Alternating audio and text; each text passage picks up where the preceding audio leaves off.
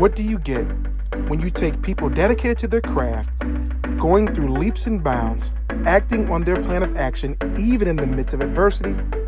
You get a heartfelt story so organic and becoming so genuine, which forces you to be a part of their moment, joining these experiences as if you were a part of them. These are stories of people, just like you and I, reflecting from within on how they've used adversity to catapult their lifestyle, their vision, and their goals to becoming successful.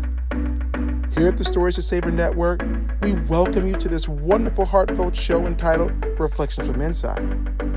So the next time you go through trials and tribulations, or having self-doubt, consider to let the stories resonate with you in hopes to inspire you to believe that you can do whatever you set your mind to do.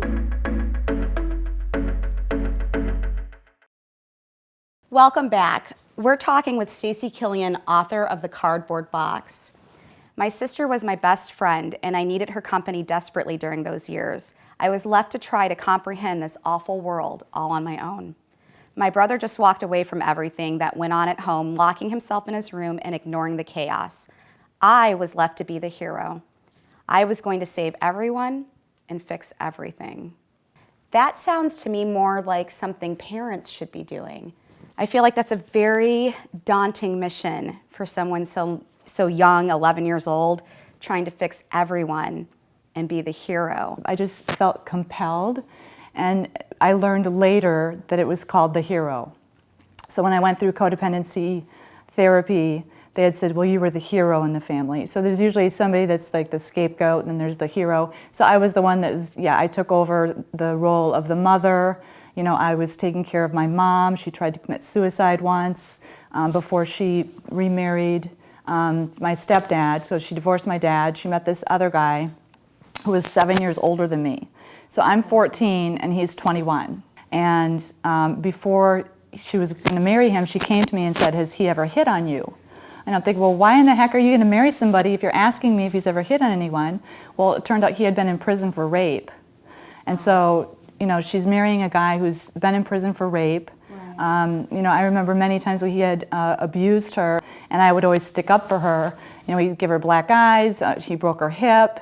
I mean, he was just an animal. And so through all of this, you felt that it was your calling. If you didn't do it, no one else was going to do it. And so you were kind of the glue trying to hold your family together at age 11, right? That's what you have going on. Yeah, it sounds, you know, crazy and a little, you know, painful when I hear it, but I just did it. I didn't really think about it.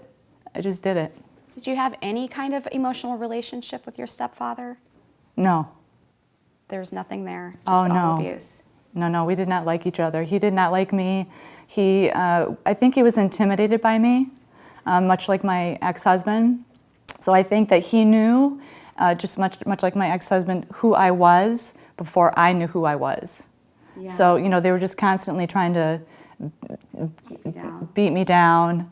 You know, you're no good, you're white trash, nobody will want you, you're fat, you're ugly, you're stupid. And when hindsight, you know, really I'm smart, I'm pretty, I'm very strong, and you know, I can do anything, but I didn't know it at the time. And when you're 11 years old, you're just barely going through puberty, right, let alone having to hold the house down. Right, so now you're internalizing this dialogue as being your truth. Right. Now, in your book, you write a little bit about standing up to him. There's a point in one of the chapters where I thought, oh, she's doing it, she's calling the police. But then you would back down. Yes. What happened there?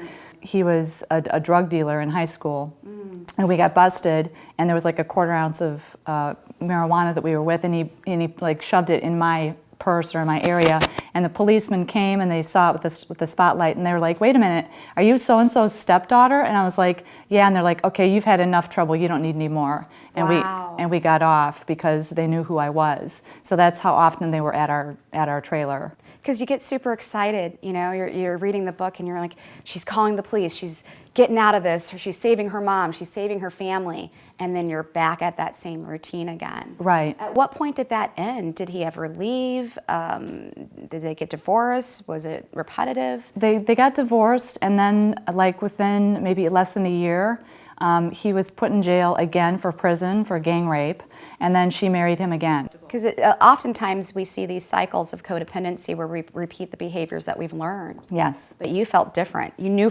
you felt completely different. You knew at that moment, I'm not having this life. Right. I don't want this for myself. Right. I never was going to live in a trailer. I wanted a $100,000 home. I was never going to tolerate somebody abusing me. I was never going to be an alcoholic. I was never going to be a drug addict. And so, from it all, I learned what I didn't want to do and what I didn't want to be. And it seems to me, from reading this book, that you did that very well.